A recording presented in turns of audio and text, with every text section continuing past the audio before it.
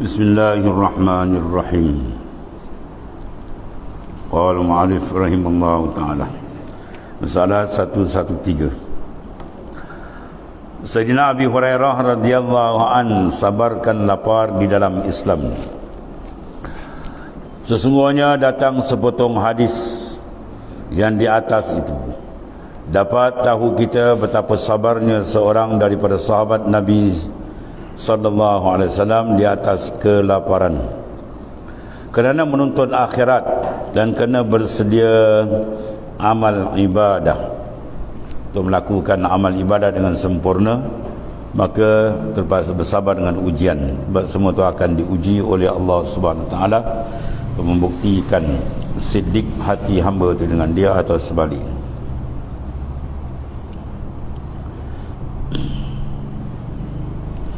Maka dengan sebab kuat imannya dan kuat kepercayaan, mana percaya yakin dia akan akhirat, ditahannya apa kesakitan dan kesempitan di dunia ini. Tidaklah Sayyidina Abu Bakar itu, Sayyidina Abu Hurairah seorang sahaja yang demikian, bahkan banyak daripada sahabat-sahabat yang sedemikian. Sebagai disebutkan dalam khabar di dalam hadis-hadis yang lain. Kata Sayyidina Abi Hurairah radhiyallahu anhu,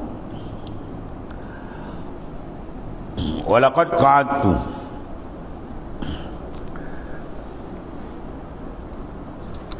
walaqad qa'adtu yawman ala tariqihim alladhi yakhrujuna fihi famarra bi Abu Bakrin fasa'altuhu an ayatin min kitabillahi ma as'aluhu illa liyusbi'ani famarra wa lam yaf'al summa marra bi Umar fasa'altuhu an ayatin min kitabillahi ma as'aluhu illa liyusbi'ani famarra wa lam yaf'al summa marra Abul Qasim sallallahu alaihi wasallam fatabassama hina ra'ani wa qala Abu Hurairah radhiyallahu anhu qultu labbaika ya Rasulullah sallallahu alaihi wasallam qala alhi wa madha fa'atba'tuhu wa dakhala manzilah.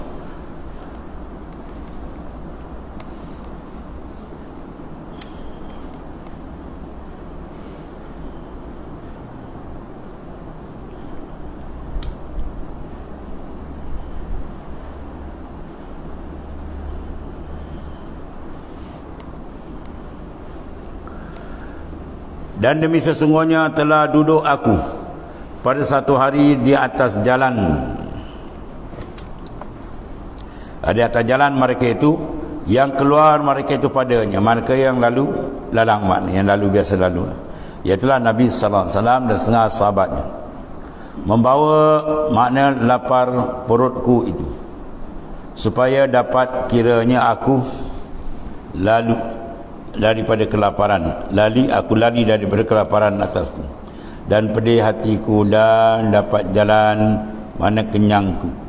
Di dalam aku duduk itu, maka lalu Sayyidina Abu Bakar radhiyallahu anhu, bila aku lihat akan dia lalu bangkit aku bertanya kepadanya daripada satu ayat daripada kitab Allah Subhanahu Wa Taala, yakni ayat Quran. Bukannya aku bertanya itu kerana aku tidak ingat dan tidak tahu, bahkan tiada kutanya melainkan kerana boleh apa tu? Boleh dikenyang.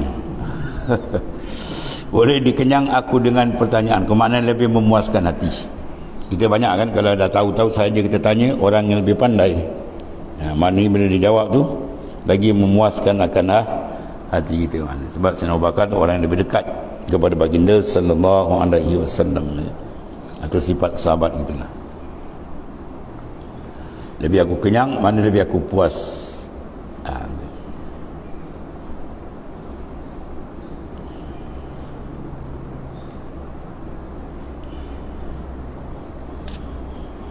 Dan supaya dikatanya pada aku, Ya telah mari ke rumah, aku beri kamu makan. Ya, maka lalu ia tidak ada berkata apa padaku. Bila tanya jadi senyap, dia tak ada kata amailah. Ada jamuan sikit, kita ada senyap. Kemudian kata Sayyidina Abi Hurairah radhiyallahu anhu, kemudian lalu dekat pula Sayyidina Umar bin Al-Khattab radhiyallahu anhu, dan aku tanya kepada dia satu ayat daripada kitab Allah, yakni Al-Quran. Tiada aku tanya melainkan supaya dikenyangkan akan daku, yakni supaya ia beri aku makan. Dan dikatanya, mari ya ikutku ke rumah. Maka lalu Sayyidina Umar dikata ku dekatku dan berbual akan dia. Aku berbual dengan dia pada ayat Quran, tetapi tiada memperbuat ia, yang tidak diajaknya aku ke rumah memberi makan. Senyap ya kan, ingat ada dia pelawar ke rumah. Allah.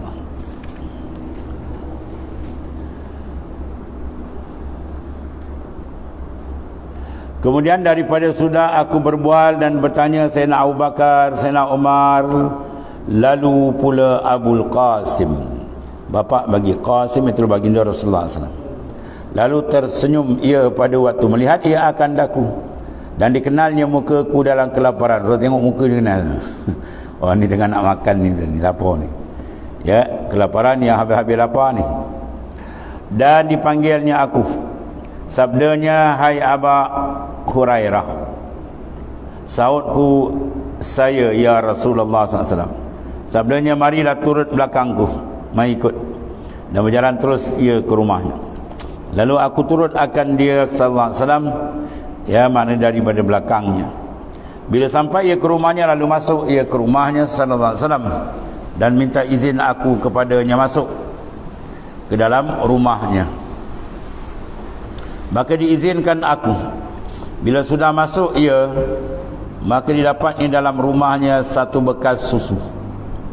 Ada isi susu di dalamnya. Maka ia pun bertanya pada ahli rumahnya, sabdanya, di mana datang susu ini bagi sekalian kamu? Dijawab orang, telah diberi orang akan dia bagi kita oleh si anu itu. Bila didengar Nabi SAW, kata orang yang demikian itu, ia pun bersabda, waqala Rasulullah SAW, Aba Hurairah, qultu labaik. Waqala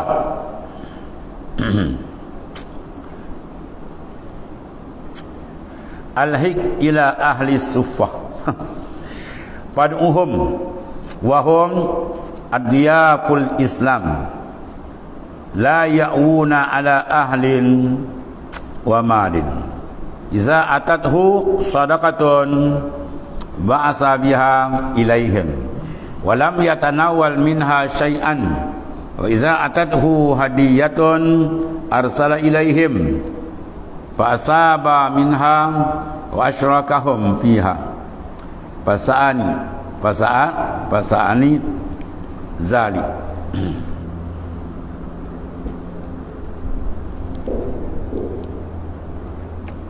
Wa qultu ma hadha al-qada baina ahli suffah wa ana rasuluhu ilaihim fasayamuruni an udirahu alaihim fama asa an yusibani minhu wa qad kuntu arju an usiba minhu ma yughni wa lam yakun buddun min ta'atillahi wa ta'ati rasulih.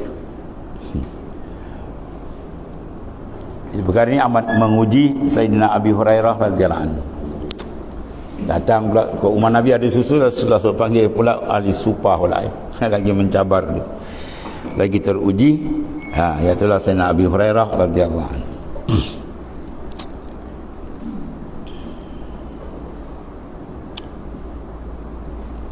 Maka ia pun bertanya pada ahli rumah, di mana datang? Maka dia sebutkan orang beri. Maka sabda Rasulullah SAW, hai Aba Hurairah. Jawabku, saya. Sabdanya, lekas pergi kamu kepada ahli sufah. Ini orang-orang yang duduk tinggal di tepi pinggir masjidnya sallallahu alaihi wasallam, yang ramai mengaji, beramal ibadat itu. Pergi panggil mereka itu kemari. kerana mereka tamuan orang-orang Islam. Maknanya dia sebagai tetamu, maknanya orang akan berikan dia sumbangan dan sebagainya. Tiada menumpang mereka itu atas ahli-ahlinya dan kerabatnya. Mereka ni tak ada ahli, tak ada kerabat. Tiada harta bagi mereka dan tiada seorang ditumpangnya.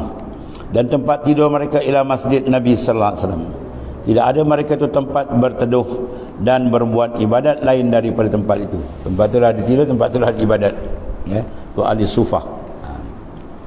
Kemudian kata Sayyidina Abi Hurairah lagi, apabila datang kepada Nabi SAW satu sedekah, orang dikirimkannya sedekah itu kepada ahli sufah dan tidak diambilnya bagi dirinya, bagi Nabi SAW dan ahlinya. Daripada itu sedikit pun, insya-Allah, itu kehebatan baginda SAW. Maka dimakanlah oleh orang-orang ahli sufah barang yang datang daripada Nabi SAW. Apabila datang kepada Nabi SAW itu satu hadiah orang daripada makanan, maka dikirimkan, maka diberikan setengahnya kepada orang ahli sufah dan diambil kepadanya setengah buat dirinya dan ahlinya, dan bersekutu Nabi dengan ahli sufah itu padanya. Apa beza dia? Ada beza tak? Tak ada. Faham tak? Ketidur. Kalau sedekah Nabi tak makan. Kalau hadiah boleh. Apabila hadiah Nabi ambil sikit, betul Nabi bagi. Sebab sedekah ni dipanggil wasah. Sama ada sedekah sunat atau sedekah wajib. Sedekah wajib zakat, maka tak layak dengan Nabi keturunan mana, ketinggiannya makan sedekah. Lepas tu keturunan ahli bait dia tak akan sedekah dan tak akan zakat. Dari baik hadiah.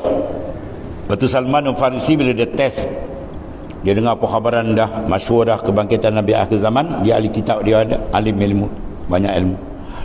Dia datang bawa hadiah. Batu bekas. Hari pertama disebut kepada Nabi, ya Muhammad, ini sedekah untukmu. Nabi tak terima. Bila Nabi tak terima, dia kata satu tanda aku dah dapat. Besok pagi dia bawa, dia kata ini hadiah, Nabi terima. Dua tanda ni. Akhirnya suruh Nabi buka belikat, ada cap khatamun nubuwah. Lalu dia peluk Nabi SAW dan dia melahirkan keimanan kepada baginda sallallahu alaihi wasallam. Iman kepada Allah dan Rasul sallallahu alaihi wasallam. Masalah sedekah itu haram kepada Nabi dan keluarganya memakannya, ya, haram kepada ahli bait. Dengan kerana itulah tersebut dalam hadis dalam salah 113 ni, apabila datang sedekah, orang kepadanya dikirimkan, dibagi semua pada ahli sufah, tidak diambil sedikit pun. Sama ada sedekah itu wajib, ini zakat, atau sedekah sunat, sedekah biasa. Dia haram belaka atas Nabi dan keluarganya memakannya. Kemudian bersalahan hadiah. Hadiah itu harus atas Nabi dan keluarganya memakannya. Dengan kerana itulah tersebut dalam hadis ini, apabila datang hadiah, bersekutu ia sallallahu alaihi wasallam dan ahli sufah memakannya. Kalau orang bagi hadiah, Nabi ambil sikit, ya. Kalau sedekah, Nabi tak ambil langsung.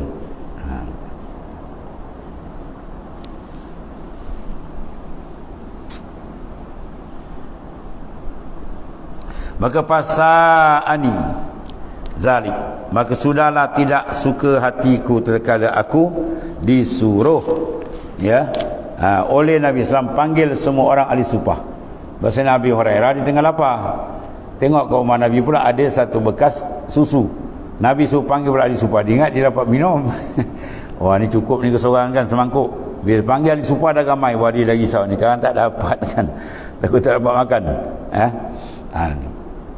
Okey, panggil semua orang ahli sufah, biar datang minum, ya, susu yang sedikit. Maka berkata dalam hatiku, Sayyidina Abi Hurairah kata, dah benda ni sedikit kan, apakah rasanya sedikit susu ni dalam semangkuk, makan seorang pun ngam-ngam, ramai macam mana nak makan kan. Bermain di minda dia. Maka sebanyak mana dapat dari susu ini antara ahli sufah yang ramai, dan aku pesuruhnya kepada mereka, disuruh Nabi, makna Nabi Hurairah pergi panggil habis. Maka tentulah lagi akan disuruh Nabi akan daku, maknanya bekerja memberi minum dan mengedarkan bekas susu ke atas mereka. Ni kan kalau dia datang pula, aku pula kena layan ni kan. Bagi makan takut tak cukup, ya, ke atas mereka dari seorang kepada seorang. Maka apalah diharapkan dapat kepada aku daripadanya oleh sedikit ni susu, tinggal sikit. Barangkali ya boleh tak dapat, mungkin tak cukup langsung. Kata hatiku, padahal sesungguhnya adalah aku itu berharap dan bergantung hati kiranya dapat minum daripadanya sekira-kira tidak mau lagi aku kepadanya. Maknanya puas dah, yang sekira-kira kenyang dan puas dahaga. Tetapi apa mau katakan, tidak ada jalan lari daripada menurut perintah Allah Subhanahu Wa Taala dan pesuruh perintah Rasul Sallallahu Alaihi Wasallam. Itu perintah Rasulullah SAW. Maka jalankan sebagai suruhnya, dia pun panggil. Kemudian kata Sayyidina Abi Hurairah, maka pergilah aku kepada ahli Sufa dan aku panggil semua mereka ke rumah Rasulullah SAW. Kemudian aku katakan kepada mereka bahawasanya Rasulullah SAW memanggil makan ke rumahnya akan sekalian kamu. Maka mereka itu pun berangkat semuanya datang ke rumah Nabi SAW. Bila sampai ke sana, maka semuanya minta izin masuk. Lalu diizinkan oleh Rasulullah SAW akan mereka masuk. Maka tatkala sudah masuk semua mereka atas Rasulullah SAW, lalu mengambil mereka masing-masing akan tempat duduk. Bila mereka sudah duduk semuanya, maka bersabda Rasulullah SAW, hai Abu Hurairah, ambil olehmu akan bekas susu ini dan beri minum mereka. Tak suruh minum, suruh layan orang pula. Nabi test dia. Beri minum akan mereka seorang, kemudian seorang sampai habis ni. Capaikan dan perunjukkan. Capai pergi unjuk, pergi layan, suruh seorang-seorang minum. Susu dah sikit dia dapat, jangan dapat minum, dia pula kena layan. Bila aku dengar sabda suruh aku demikian tu, maka aku pun junjung ajalah sebagaimana suruh ni. Itu yang sewajib. Maka aku ambil akan bekas susu itu, maka jadi aku mencapaikan bekas itu aku seorang lelaki supaya diminum sampai puas dahaga dia, sampai kenyang perutnya. Maka laki-laki itu pun minum dan minum. Dia minum akan susu sambil sampai kenyang. Kemudian daripada dikembalikan bekas kepada aku, dan aku pun ambil lagi kembali, ya, dan unjukkan pada orang yang lain. Maka orang itu pun minum, ya. Menyambut yang semua minum. Demikianlah aku perbuat seorang kepada seorang minum susu dalam bekas itu sampai kenyang belaka. Habis ramai itu kenyang. Ni satu benda pelik. Susu sikit cukup angka ramai. Hingga sampai aku kepada bekas susu kepada baginda Rasulullah SAW. Di sini kita tengok Rasulullah punya hebat. Al-Isar. Rasulullah lebih kawan lain. Boleh tak minum dulu? Ya, suruh minum dah habis, minum sampai kepada giliran baginda sallallahu alaihi wasallam. Allah. Padahal susu itu ada lagi tidak habis. Dan sesungguhnya telah puas dahaga dan kenyang semua kaum. Maka aku pun memberikan bekas itu kepada Nabi sallallahu alaihi wasallam pula. Ya. Maka diambil oleh Rasulullah SAW akan bekas susu itu, lalu diletakkan atas tangannya yang mulia. Kemudian diangkatnya ulunya kepada aku. Kemudian diangkatnya dan ulunya kepada, ulurkan kepadaku. Di ulu tuan, di ulu lah. Wassalam. Yakni memandang ia akan laku, lalu dia senyum. Baginda SAW beritahu kan, hati Abi Hurairah tadi apa, gelisah, takut tak cukup, dah bagi makan habis tu tak luak, ada lagi. Maka dia pun ulurkan, baginda SAW ulurkan kepada Sayyidina Abi Hurairah susu tersebut sambil senyum.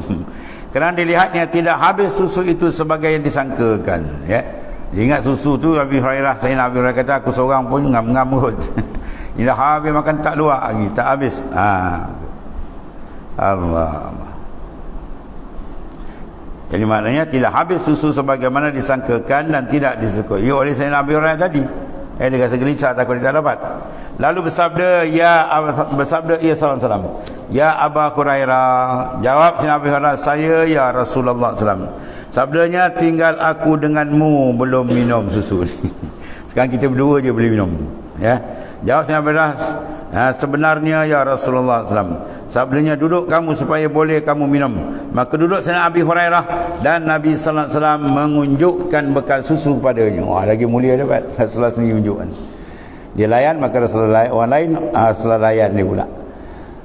Dan sabdanya, minum engkau hai Abu Hurairah. Maka disambut oleh Sayyidina Abi Hurairah akan bekas itu serta terus minum susu. Tak tinggal lagi dah, minum terus. Baca bismillah, minum je. Kemudian kata Sayyidina Abi Hurairah, maka tidak berhenti aku minum, padahal Nabi bersabda, minum ya Abu Hurairah sampai kamu kenyang, minum.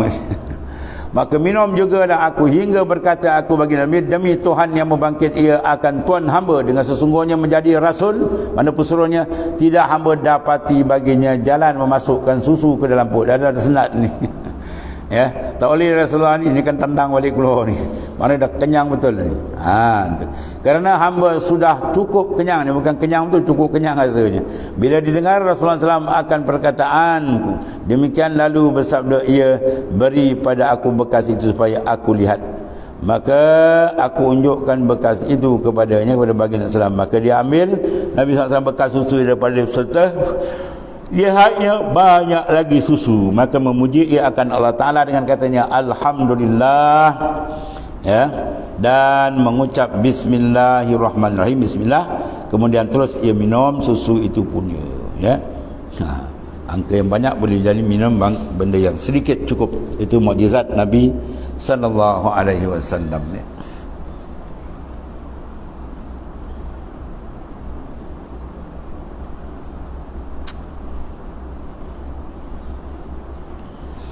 Allah.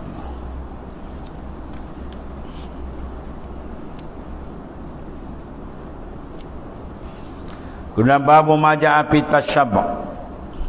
Badatan menyatakan, menerangkan celaka makan banyak. Banyak makan. Kerja ni makan, makan. Kira saudaraku, makan banyak itu bala ke atas seorang yang mengamalkannya. Kerana ianya menyebabkan rugi dunia dan akhirat. Kerja makannya akhirat tak mentelalah, dunia pun rugi. Kerana seorang banyak makan itu kuat kenyangnya, dia suka perut dia ketat, dia bulat. Apabila kuat kenyangnya, kuat pula malas. Perut bila dah kenyang apa? Ni membongkang macam ular sawa. Maka mau pula kuat tidur dan bersenang-senang diri, relax, kan? Tiada mahu berbuat kerja, ya perut dah kenyang, dan tiada mahu berbuat ibadat.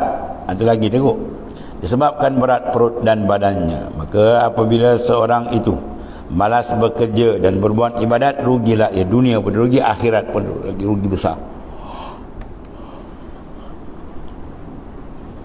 Dan jadilah ia banyak lapar di negeri akhirat. Kerana kosong ia daripada ibadat. Dia lapar di dunia, tak akan lapar di akhirat, ya. Tapi kalau dia dah kenyang dunia, takut dia lapar di akhirat. Sebab masa sampai dia untuk dunia, akhirat dia kosong, maka dia lapar dan susah. Dengan kerana itulah memberitahu oleh baginda SAW kepada umatnya, hendaklah umatnya jangan kemukakan makanan banyak, ya, jangan dikeluarkan makanan banyak. Kerana orang yang makan banyak dan kenyang itu, secukup-cukup kenyang di dalam dunia ni, saya panjang laparnya di negeri akhirat itu. Allah. Dan begitulah datang khabar daripada hadis-hadis Nabi SAW. Satu daripadanya hadis yang dikeluarkan oleh Abu Isa At-Tirmizi an Abi Umar, an Ibni Umar radhiyallahu anhu qala,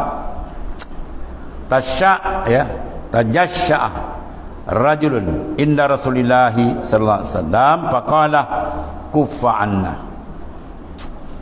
Allah dusyaka fa in aksarahum shiba'an fid dunya atwalahum ju'an yaumal qiyamah.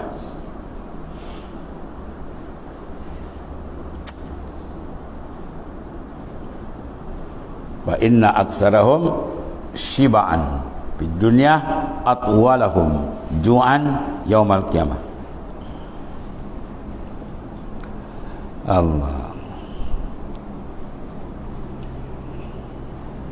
Diriwayatkan dari seorang sahabat bagi baginda sallallahu alaihi wasallam, namanya Abdullah bin Umar bin Al-Khattab radhiyallahu anhu, katanya telah mengeluarkan saudara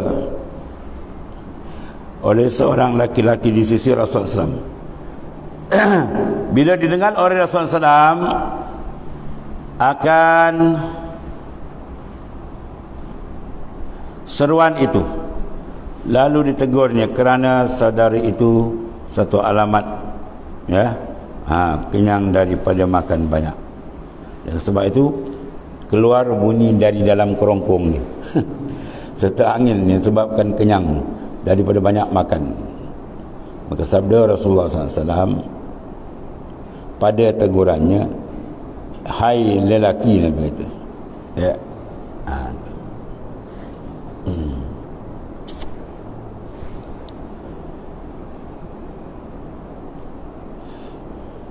Hai lelaki, jauhkan olehmu akan sendawa kamu itu dari kami. Yang ni jangan buat makan banyak sampai mengeluarkan sendawa. Ya, sendawa. Kerana perbuatan yang demikian itu mendatangkan sangat kenyang. Ya, kerja maka bahawasanya banyak kenyang daripada orang-orang ahli dunia itu, jadi panjang mereka lapar di akhirat itu. Ya, jadi lapar ya di akhirat, pada kiamat dia lapar. Apa makna lapar? Tak cukup. Orang bila tak cukup makan, dia panggil lapar, tak cukup makan. Ya, sana betul bukan lapar makan, lapar pahala. Di atas dunia dia kerja makan, walau tak dimakan, jadi mana masa nak ibadat. Jadi dia kenyang dengan habuan dunia, dia lapar dengan ganjaran akhirat itu. Tak ada, berat saja. Dengan kerana itulah beri ingat padu. Bermula ini hadis gharib, ini wajah dan datang di satu riwayat daripada sina Juhaifah.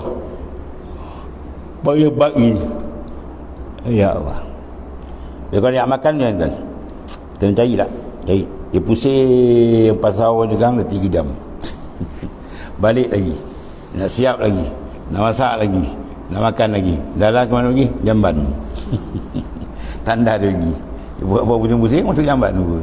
Last kali untuk jamban. Alhamdulillah tak? Ya. Dia ibadat terbuka apa? Terbuka pintu makrifat, dia terbuka pintu jamban. Jadi banyak masa habis tu. Para ulama dia kira kan. Masa banyak tu. 3 jam kau pusing kat bandar tu, kalau kau baca Quran dah sekali khatam. Dan sekali 1 juz 2 juz dia dapat. Kalau satu lambat-lambat 1 jam sejuz. Atau ahli ibadat dia kira. Sampai masa dia makan tu pun dia kira. Kunyah orang kata buang masa. Allah. Sebab apa? Rahsia di dalam berbeza. Mereka punya rahsia lain, kita punya rahsia lain.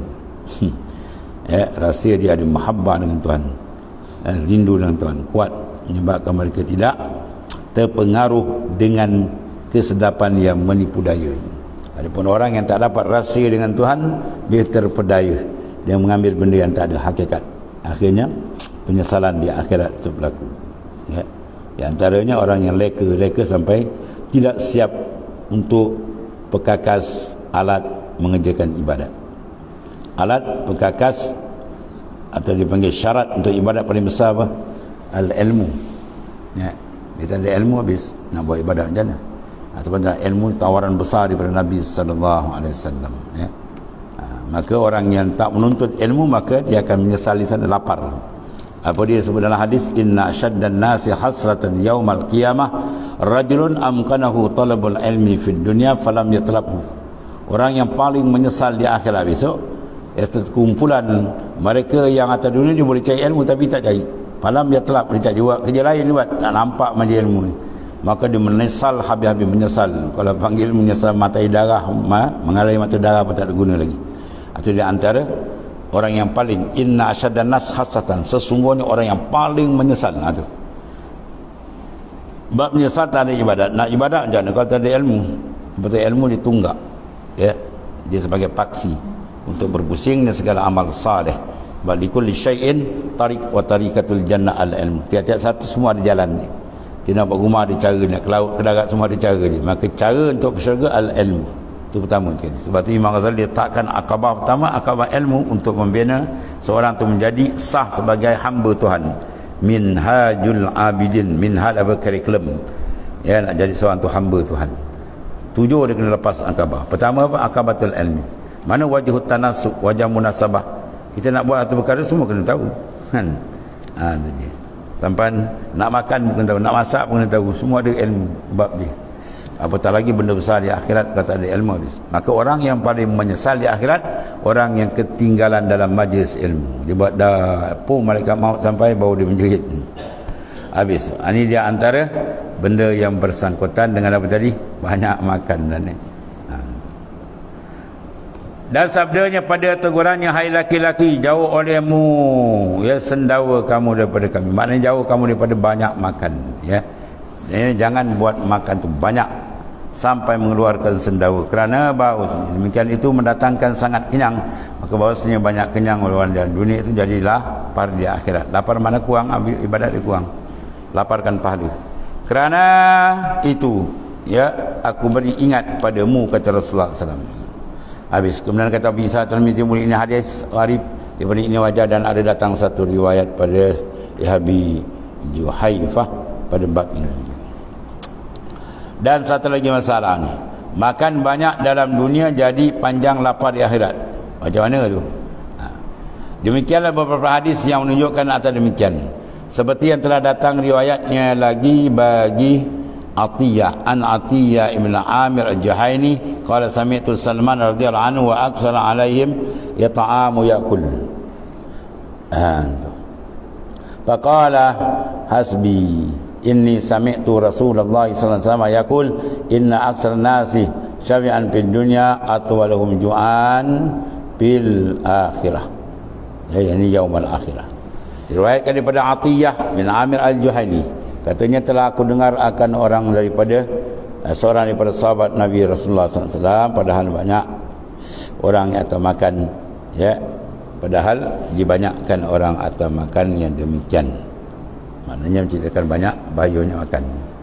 Maka katanya memadakan bahawasanya aku dengar Rasulullah SAW bersabda, beberapa yang telah banyak daripada orang yang makan kenyang dalam dunia itu sehingga panjang masa lapar di negeri akhirat. Oriwayatkan dia oleh Ibn Abi Ibnu Majah dan Al-Baihaqi. Sebab bila nak makan, nak rakyat makan macam-macam, nak siap, nak cari, nak apa, banyak masa terbuang. Jadi masa dia banyak tumpu kepada membicarakan benda yang nak jadi najis. Maka tak sempat dia nak kumpulkan dan meningkatkan, memperkasakan amal salih. Sebab tu perbandingan orang kafir orang Islam, Nabi buat perbandingan 1:7. Ya, 1:7. Al-mu'min yaqulu fi ma'in wahid wal kafir yaqulu fi sab'ati am'ain hasba ibn adam lukaimatin lukimna sulbah wa in kana wala budda faslusul li ta'am wa sulusul li syarab wa sulusul lil nafas. Hasba ibn adam, memada anak Adam tu lukaimah, beberapa suap je, ya, untuk sekadar mengambil kesihatan dah, ya. Tu. Jadi orang mukmin apa, yaqulu fi ma'in wahid, orang beriman dia makan satu perut. Al-kafir yaqulu bi sab'ati am'ain, orang kafir makan 7 perut. Makna 1:7, kita makan sesuap di 7. Lepas tu kalau tuan-tuan tak nak tengok jelas lagi, hadis keluar malam-malam keluar, mana restoran Cina yang tak penuh. Berasa ni sebab kerja nak makan. Lu kerja mu apa, mu makan lah dia kan. Lu makan mu kirija lah dia. Makan kirija makan sama dalam kandang. Ya, so makan, mana makan balik tidur, tu kerja makan balik. Kelam tu sama dengan lembu kebau ni, tarap. Ya, sama dengan kambing biri dan kambing biri bersembelih dapat harga mahal. Ya. Kalau hidup nak makan ni kita tak ada apa, tak ada lupa dengan haiwan, lebih teruk pada haiwan. Ya. Sebab Nabi letakkan makan sekadar je. Bahkan diberikan kelebihan kalau kita kurangkan makan kena mengikut arahan Rasulullah SAW. Ya, iaitu qillatu ta'am hiyal ibadah, tu satu. Dalam hadis Nabi kata sedikitkan makan tu ibadat. Kemudian dalam hadis lain Nabi kata iza aqalla ar-rajul at-tu'ma muli'a jawfuhu nuran. Bila seorang tadi kurangkan makan, muli'a jawfu, Tuhan penuhkan batin hati dengan nur. Mana cahaya Islam lagi terang bila manusia tidak memfokuskan hidup dia mencari makan saja. Jadi bila tak cari makan bukan fokus hidup dia, dia akan jadi fokus hidup sebenar. Maknanya untuk memperkasakan amal saleh dan persiapan ke sana. Ya. Itu dia antara pesanan baginda SAW dalam makan. Bukan tak makan, ya. Itu bukan malaikat. Bahkan Tuhan suruh dalam Quran tu, kulu makanlah, Tuhan kata. Washrabu, minumlah, tapi wala tusrifu, jangan melampau. Melampau, nak tahu melampau tidak ukurannya, tengok bagaimana dalam sirah Rasulullah SAW dan para sahabat, ya. Mana kalau kita tengok sirah dia orang, kita ni dah kaya now lah. Buat makan ni, buat makan pagi makan, pukul 10 makan, tengah hari makan, petang makan, malam lagi ikan bakar lah. Wah. Itu hari yang paling kali makan. Ya. Itu maknanya apa? Adab yang ditunjukkan oleh baginda sallallahu alaihi wasallam dalam masalah permakanan. Summa qala wallahu a'lam. Bismillah.